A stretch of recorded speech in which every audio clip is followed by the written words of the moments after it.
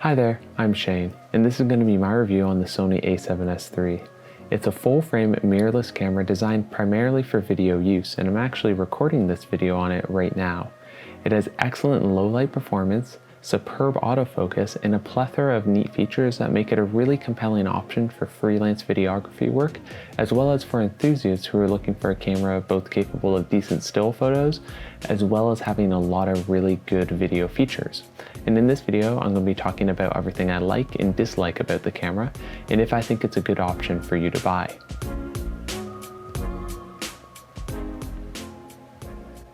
So this video is going to be all about the Sony A7S III. It was announced last summer in 2020 and I pre-ordered my copy the day after release. However, I didn't receive it until December of 2020, but I've been using it as my main photo and video camera since.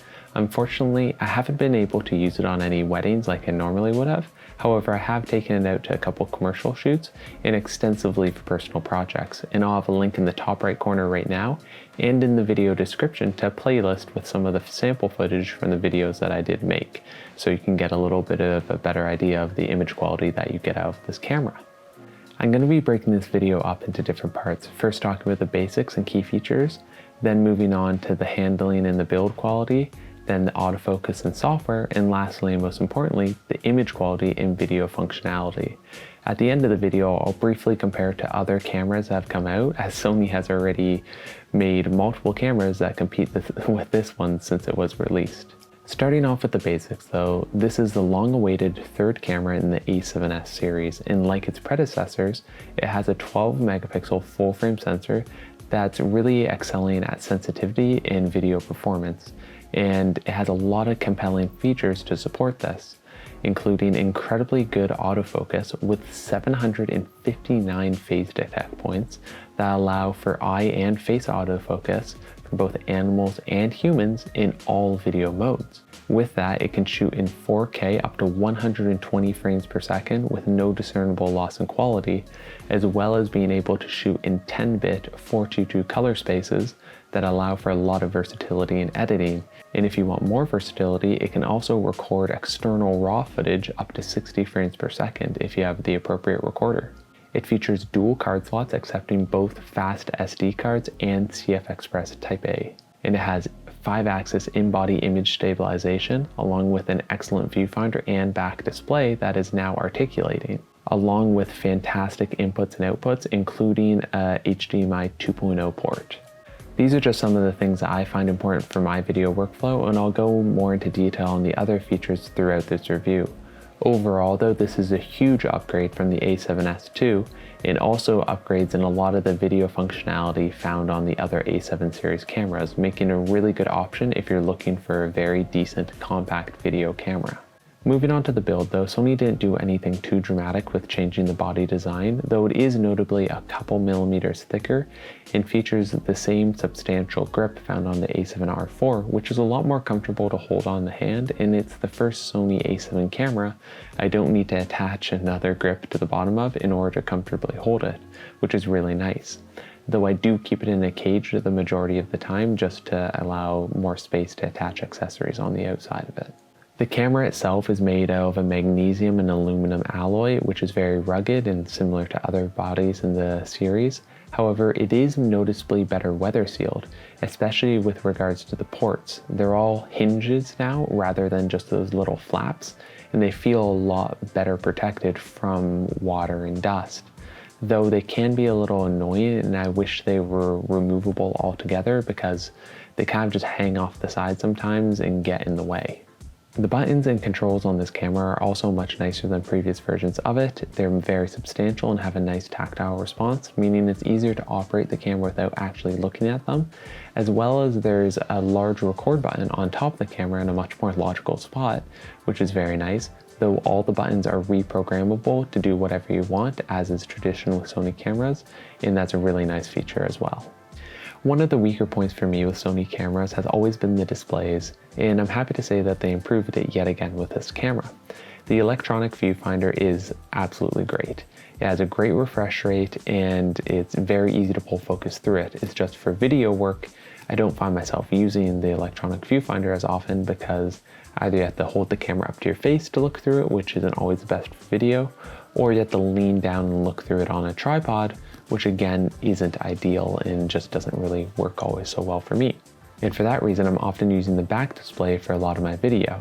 And it notably is much different than previous cameras.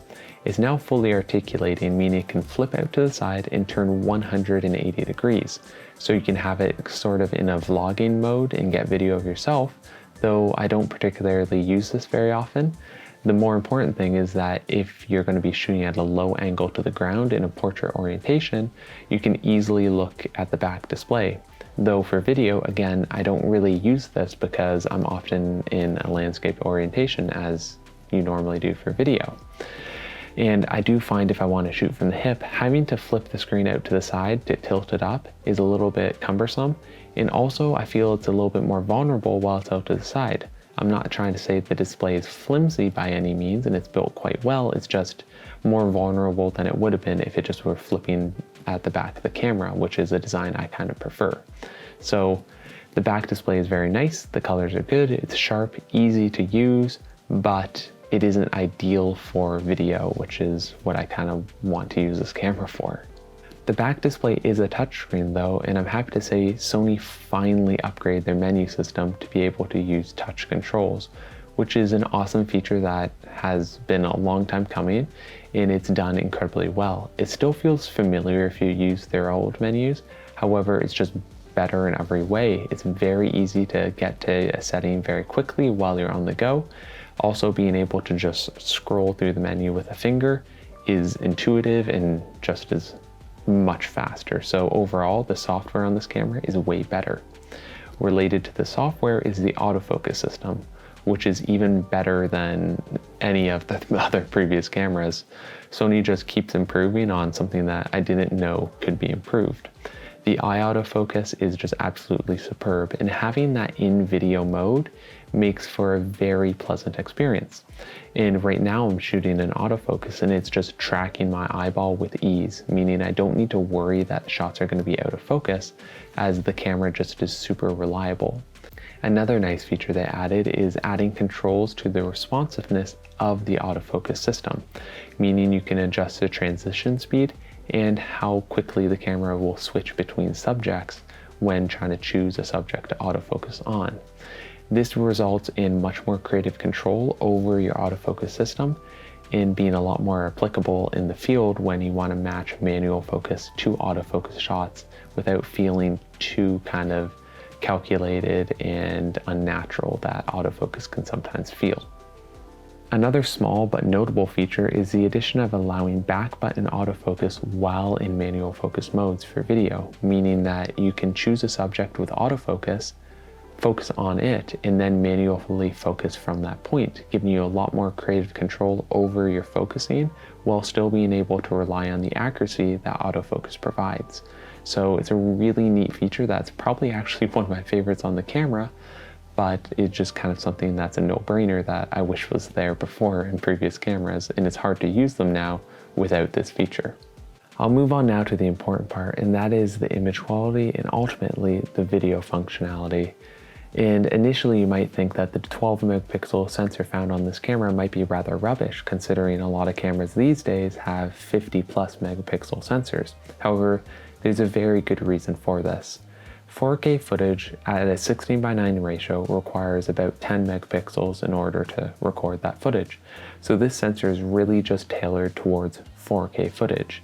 And by having the maximum sensor size with the smallest resolution possible, you can get really high frame rates, high ISO performance, and low rolling shutter without overheating, which is what this camera is designed for, basically the ultimate 4K footage camera. The sacrifice here though is quite obvious, and that is because a 12 megapixel sensor is not going to get you very far with photography, especially if you want to blow up your images or crop in on them. With that said, it's an entirely competent photography camera, especially if you're shooting for social media or online imagery, because 12 megapixels is far more than enough. You just don't get a lot of room to crop, so it's going to be a functional photography camera, but compared to cameras with 24 or 50 megapixel sensors, it can't keep up. But when it comes to video performance, this camera absolutely goes off. It's been a blast to use because there's really no limitation with it. It can shoot in 4K up to 120 frames per second with no discernible loss in quality. And that's all in 10-bit 422 colors with a variety of compressions depending on the file sizes you want and how much you want to edit them. There also is the option to shoot in a 60 frames per second all intra mode, which captures every single frame and has a 600 megabit per second bit rate, which is just absolutely huge, and the quality you get out of those files are just obscene. And if that's not enough for you, you can also record in ProRes RAW externally with the 12-bit color space that you can get, meaning you get even more leverage in terms of how much quality you can pull out of this camera. But I don't personally really love shooting in the ProRes RAW, but more often than not, I record externally to ProRes 422 on my Atomos Ninja 5, which gives me the right balance between compression size with the same amount of quality that I want for an easy to edit workflow. So you really aren't limited at all by this camera in terms of the quality that you want. It feels weird to say it, but notably this camera can't record 8K, which is logical considering it's a 12 megapixel sensor.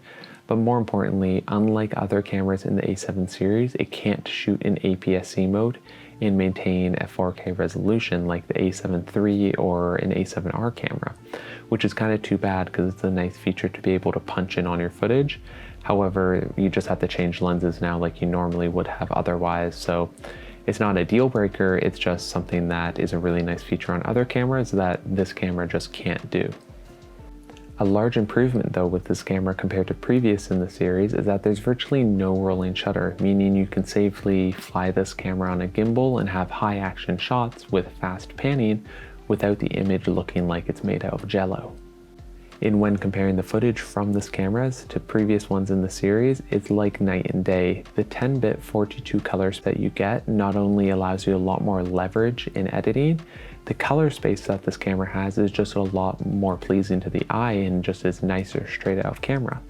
And if you want an even nicer profile straight out of camera, Sony recently added their S1H tone profile to the A7S III, meaning you get this very nice kind of pre-baked LUT onto the footage, increasing your dynamic range right in camera.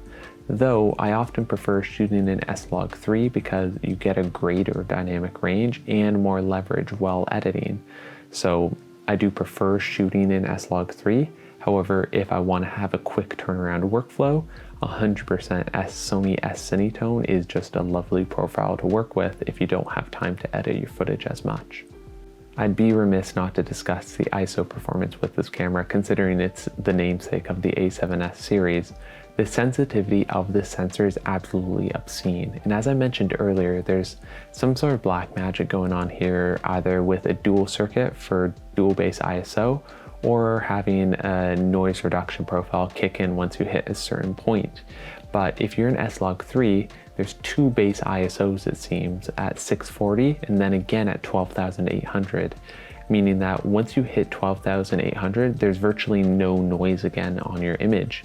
So a lot of the time, you don't really need to worry about ISO because you can go up to 100,000 easily and still get a very usable image. And a lot of the time, if you have to choose between shooting at 64 ISO and 12,800, you'd be better off putting an ND filter on your camera to get to that higher ISO just because the image cleans up so dramatically at that point.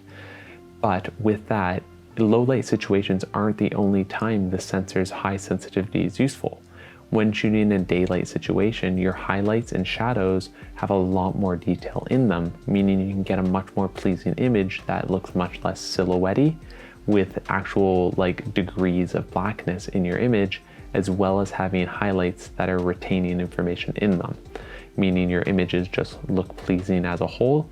And if you slightly miss your exposure in camera, you can actually recover somewhat in post. A key feature for video recording is always going to be your audio, and this camera does have the option for the XLR adapter kit, which lives in the hot shoe at the top, providing a digital audio interface giving you 3 more audio channels, 2 of which are XLR inputs that have phantom power, as well as another 3.5mm headphone jack with dials and controls. The catch is this sits on top of your camera, meaning that if you wanted to attach a handle or a monitor, you're kind of out of luck because this is a very substantial unit and takes up that space where you would have put it.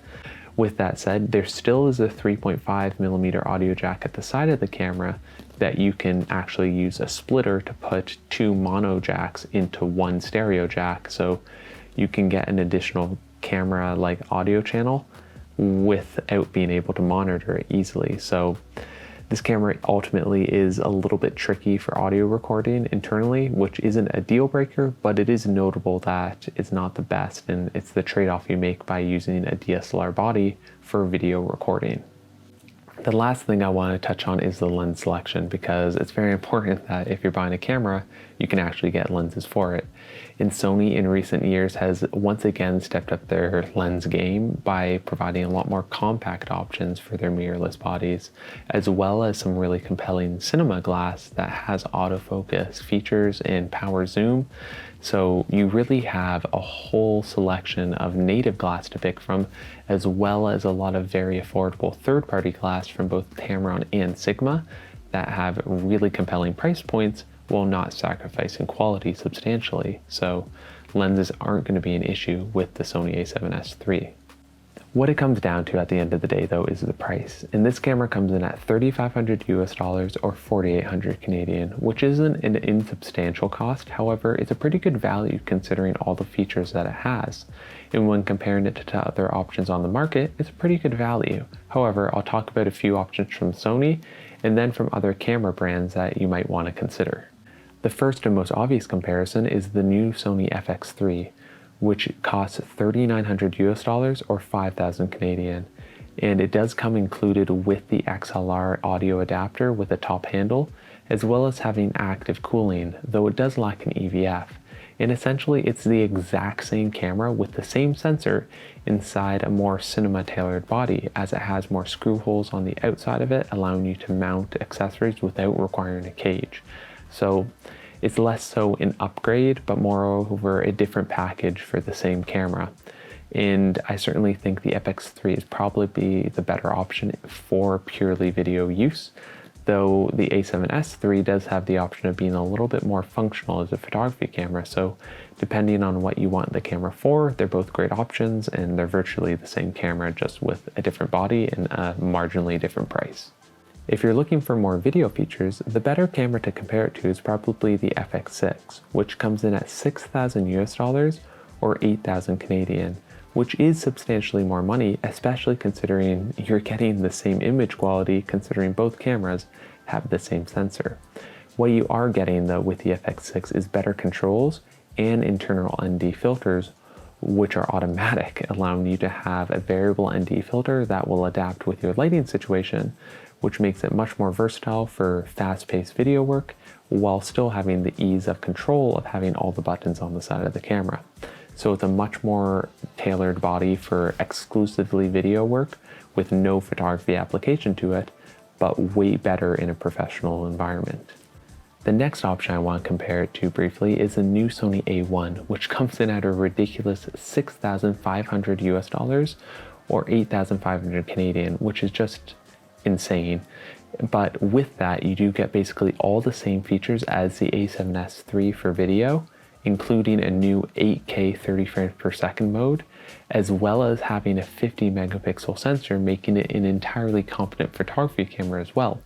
So you are getting a way better hybrid camera with all the same features, but at double the price. So you do get kind of almost double the camera with an obscene price point. So it's kind of, if you need that, it's there, but for most people, I think it's rather impractical.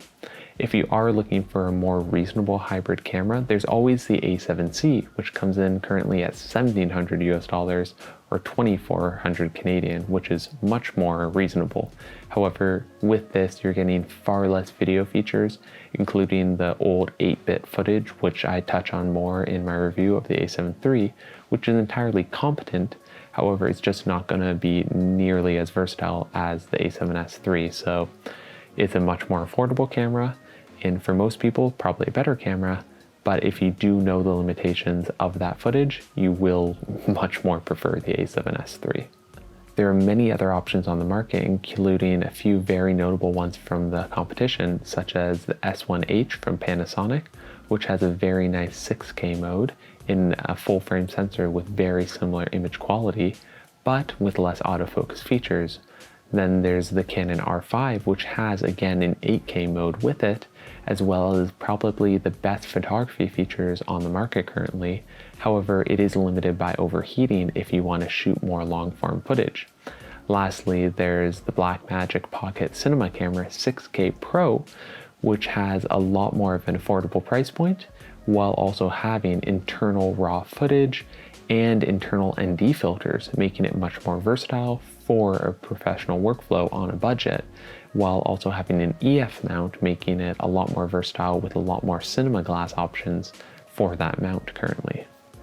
In conclusion though, the Sony A7S III is an absolutely awesome camera. It's wild to see how many features Sony crammed into such a small compact body, and that's really my only complaint. It's a really high-end video camera trapped inside the body of a photography camera.